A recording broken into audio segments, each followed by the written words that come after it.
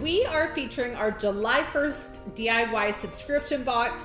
The theme this month is honeybee and sunflowers. As you can see, the nice bright colors.